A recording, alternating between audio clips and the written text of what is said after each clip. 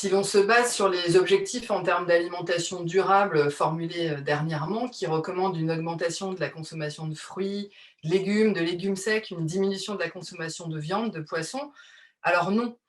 Certes, cela demande un réaménagement en termes de quantité, de fréquence, ce qui ne va pas sans heurter certaines habitudes, mais la trame culturelle est globalement préservée. C'est d'ailleurs en grande partie ce qui en fait un objectif atteignable. Et l'on voit que ce sont des tendances amorcées par la population, qui a déjà montré des signes de végétalisation de ses consommations.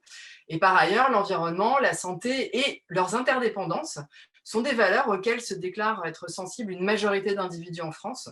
La crise de la Covid a également amplifié la prise de conscience écologique et l'on constate que la philosophie dite One Health se diffuse dans la population.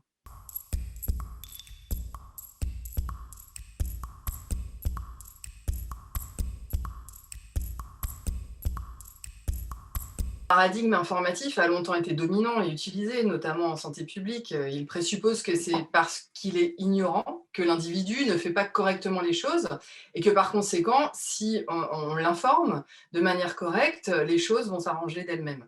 Donc il postule une responsabilité centrale de l'individu face à ses choix, mais bien sûr, il a été présenté comme une base, il a été critiqué par la suite, car il omet les déterminants multiples des choix individuels en matière d'alimentation, lesquels sont influencés par des déterminants sociaux, techniques, économiques, psychologiques, culturels, symboliques, etc. Donc quelque chose de très complexe, au regard desquels la seule information n'est pas concurrentielle dans l'établissement du choix.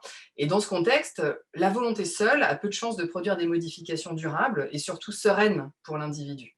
Et les sociologues ont montré au contraire que c'est la mise en place de constructions collectives faisant participer les individus et les impliquant dans le changement qui était opérant. Si l'information il doit y avoir, ce ne devrait donc pas être pour présenter une pratique alimentaire idéale, mais ce qui pourrait en effet sembler quelque peu moralisateur et inatteignable. Mais s'il y a information, ce devrait être sans doute pour valoriser ces pratiques, pour qu'elles incarnent un objectif commun dans lequel chacun aurait un rôle à jouer.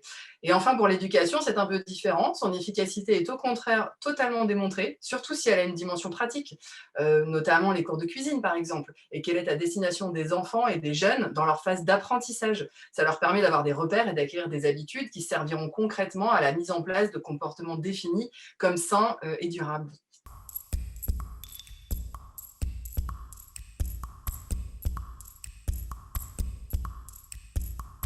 Le résultat du choix alimentaire ne dépend pas seulement du niveau d'information de l'individu, donc, mais est constitué d'une somme d'arbitrage fait par l'individu, en fonction de ses valeurs existentielles, de ses représentations, de sa culture, son goût, mais également son plaisir et ses moyens économiques qui entrent véritablement en ligne de compte.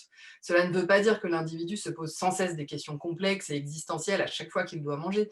Cet arbitrage est certes fait ponctuellement, à différentes étapes de la vie de l'individu, mais est suivi de la mise en place de routines alimentaires censées le libérer de cette réflexivité.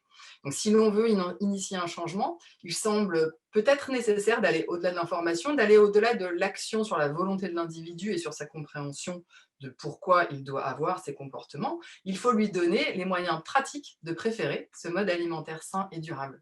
Il faut pour cela que cette nouvelle routine présente des avantages sur la précédente en termes de valeur, certes, mais également, surtout, en termes de praticité, de gain de temps, de gain d'argent, de plaisir et de valorisation sociale. Sinon, il y a peu de chances que le changement tienne ou même ait lieu.